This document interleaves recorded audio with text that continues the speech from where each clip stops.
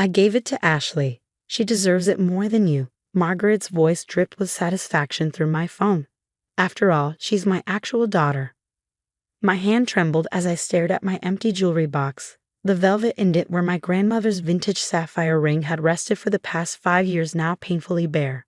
I'm Victoria Bennett, 32, and my mother-in-law had just crossed the line she couldn't come back from. You went into my bedroom and took my grandmother's ring.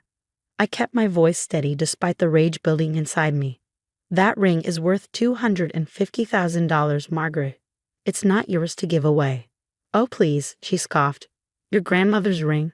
We both know James bought that for you. And since he's my son, I have every right to give family heirlooms to my daughter. Ashley's wedding is in 3 months, and she deserves something special. I closed my eyes, counting to 10. Margaret had never accepted me even after 7 years of marriage to her precious son James. In her eyes, I was the gold digger who'd stolen her boy away from the life she'd planned for him. She never missed an opportunity to remind me that Ashley, my sister-in-law, was more worthy of being part of their family. What Margaret didn't know, what only James and I knew, was that the ring truly had belonged to my grandmother. It was her most prized possession, a rare Ceylon sapphire passed down through generations. She'd given it to me on her deathbed, making me promise to keep it in the family. Margaret, that ring has a certificate of authenticity and a documented history. It's not just jewelry, it's my family's legacy. I tried to reason with her, though I knew it was pointless. She laughed, the sound grating through the phone. Legacy? Your family? Don't make me laugh, Victoria. Everyone knows your family was nothing before James. Besides, Ashley's already taken it to get fitted at Carmichael's. There's nothing you can do about it now. My heart stopped. Carmichael's, the high-end jeweler where my grandmother had maintained her collection for decades, where Mr. Carmichael himself had personally handled the ring's documentation and knew its entire history. You sent Ashley to Carmichael's? I couldn't help but smile, though Margaret couldn't see it. Of course, only the best for my daughter. She's there now, having it sized. Unlike you, she has delicate hands worthy of such a beautiful piece. I checked the time, 2:15 p.m. Mr. Carmichael would be at the shop now, doing his afternoon appointments. Thank you for letting me know, Margaret. You've been very helpful. What's that supposed to? I hung up before she could finish. My hands were steady now as I dialed the familiar number of Carmichael's. The receptionist recognized my name immediately. Being the granddaughter of one of their most valued clients had its perks. Mrs. Bennett, Mr. Carmichael was just about to call you. He's with a young lady claiming to be your sister-in-law. About the Ceylon sapphire? Yes, Amanda. Could you put him through? It's rather urgent. A moment later, Mr. Carmichael's warm voice filled the line. Victoria, my dear, I have quite a situation here. I know, Mr. Carmichael, my mother-in-law took the ring from my jewelry box and gave it to her daughter. She's trying to pass it off as a family heirloom from their side. Ah, he said, understanding filling his voice. That explains the young lady's confusion when I asked about the certificate of authenticity and the ring's history. She seems quite insistent that it belongs to her family, but of course I have the complete documentation of provenance right here in front of me. In the background, I could hear Ashley's voice rising in protest. Would you like me to explain the ring's true history to them? He asked, professional as ever but with a hint of satisfaction. Mr. Carmichael had known my grandmother for 40 years. He took the integrity of fine jewelry very seriously. Yes, please. And Mr. Carmichael? My husband should be there in about 10 minutes. He was closer to the shop when I called him. Excellent. I believe the situation will be resolved quite definitively then. I hung up and sank into my chair, the adrenaline finally catching up with me. 7 years of Margaret's subtle jabs, her constant attempts to undermine my marriage, her clear favoritism of Ashley. It had all led to this moment of overreach. My phone buzzed with a text from James. Almost there. Mom's blowing up my phone. Did she really break into our bedroom? I replied with a simple yes. Mr. Carmichael has the security footage from Grandma's last visit when she documented the ring's transfer to me. James' response was immediate. Time for Mom to finally face consequences. I smiled, thinking of Margaret's face when she realized just how thoroughly her plan was about to backfire. The ring wasn't just valuable. It was documented, certified, and legally mine. More importantly, her actions have finally pushed James past his breaking point. My phone started ringing again. Margaret's number. I let it go to voicemail, knowing that the real show was about to begin at Carmichael's. Sometimes the best revenge isn't confrontation. It's letting people's own actions expose their true nature. The events at Carmichael's unfolded exactly as I'd expected. James called me on his drive home, his voice tight with controlled anger. "You should have seen Mom's face when she burst into the shop," he said. She was all righteous indignation, demanding to know why Ashley was being harassed about the ring's documentation. Then Mr. Carmichael pulled out the certified papers. I could picture the scene perfectly. How did she react?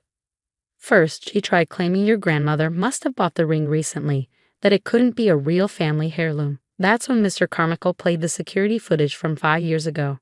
I smiled, remembering that day. My grandmother, elegant even in her final months, had insisted on properly documenting the ring's transfer.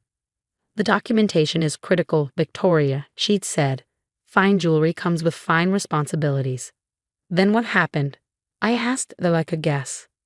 Mr. Carmichael showed them the ring's complete history, photos, certificates, insurance documents, everything. Mom started to deflate, but Ashley lost it. She started crying about how her wedding was ruined and how I always chose you over family. "And what did you say?" There was a pause, and I could hear the weight in James's voice. "I told them both that you are my family, that breaking into our bedroom and stealing your inheritance was unforgivable." Mom tried to interrupt, saying she was just trying to make things fair, to give Ashley something special. "Let me guess, she didn't think there was anything wrong with taking it?" "Oh, it gets better," James said, his tone bitter. "She actually said, it's not stealing if it's family." That's when Mr. Carmichael mentioned he was legally obligated to report jewelry theft over $100,000. I sat up straighter. He didn't.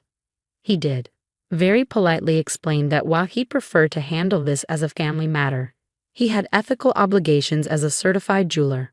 Mom's face turned white so fast I thought she might faint. The image was satisfying, but I felt a twinge of worry. How did Ashley take it? She handed over the ring immediately, suddenly very interested in not being part of the situation. She started saying she had no idea it was actually your grandmother's, that Mom had told her it was a family piece James had given me. That tracked with what I knew of Ashley. She was spoiled and entitled, yes, but not usually malicious. That came from Margaret.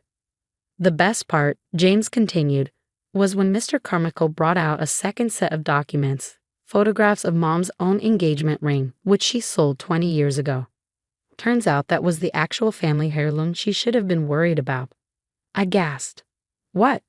"Yeah, apparently she sold my grandmother's engagement ring back when Dad was sick.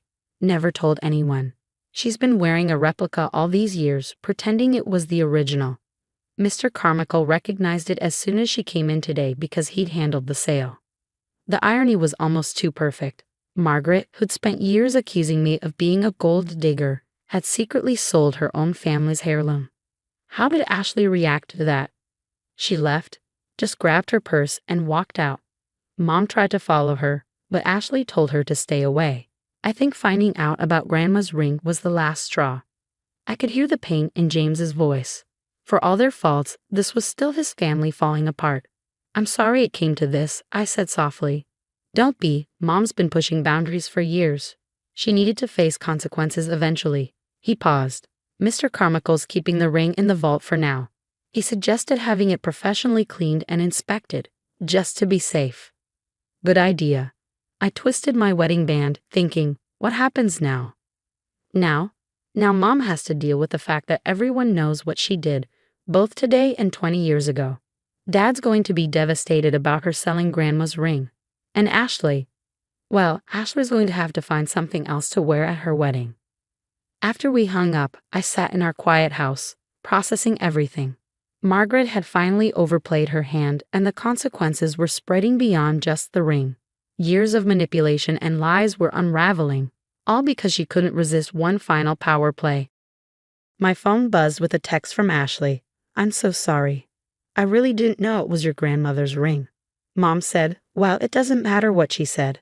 I should have asked James directly." I stared at the message, considering my response. Ashley had been cruel over the years, but always following Margaret's lead. Maybe this was a chance for change. Would you like to have coffee tomorrow?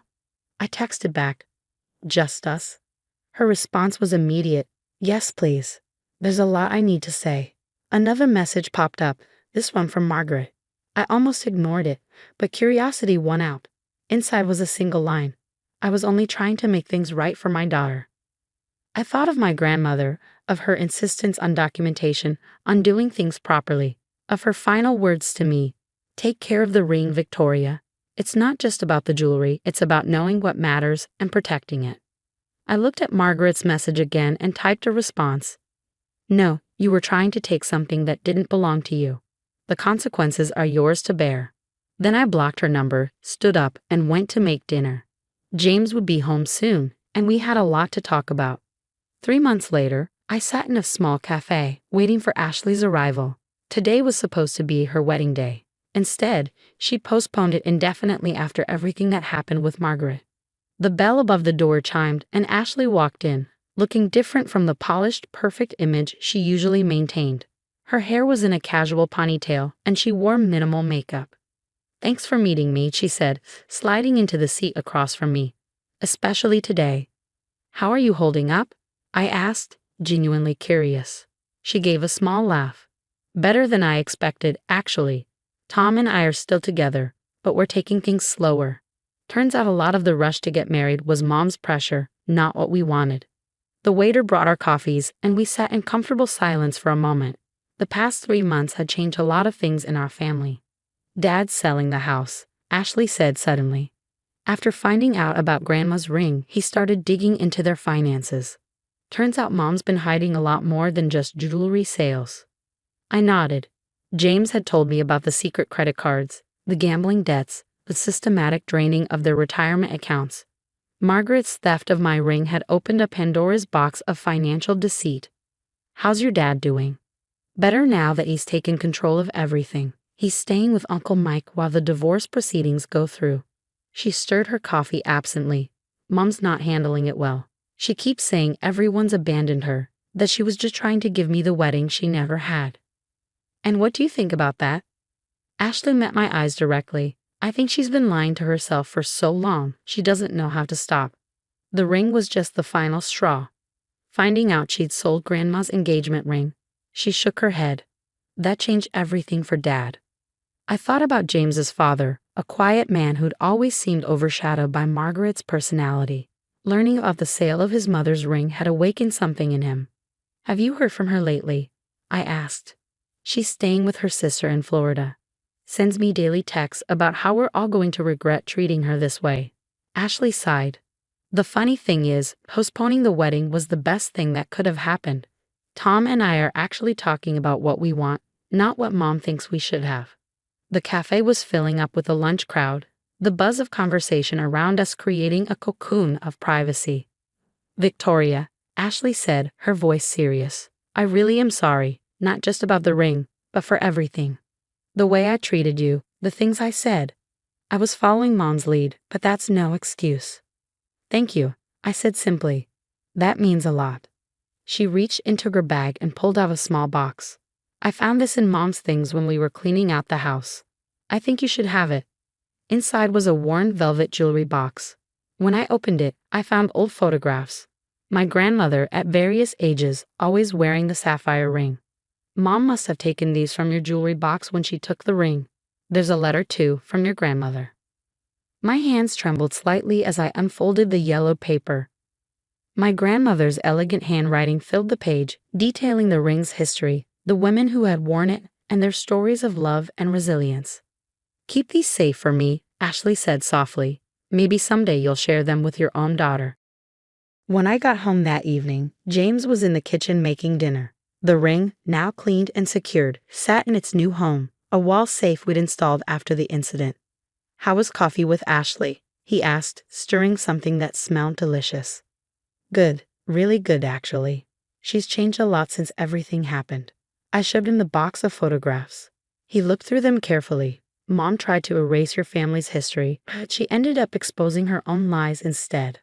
Sometimes people's worst actions bring out the best in others, I said, thinking of how this crisis had strengthened some family bonds while breaking others. James pulled me close. Mom called again today. Left a voicemail saying she's changed, that she wants to make amends. And what do you think? I think actions speak louder than words. She's had years to choose differently, to treat you with respect. One crisis doesn't change who she is. I nodded, leaning into his embrace. The ring was more than just jewelry. It had become a catalyst for truth, forcing long-buried secrets and resentments into the light. Your grandmother would be proud, Jane said, kissing my forehead.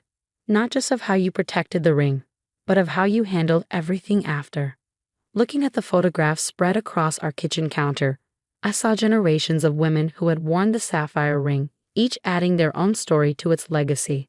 Margaret had tried to steal that history, but in doing so, she'd only proved why she was never meant to be part of it.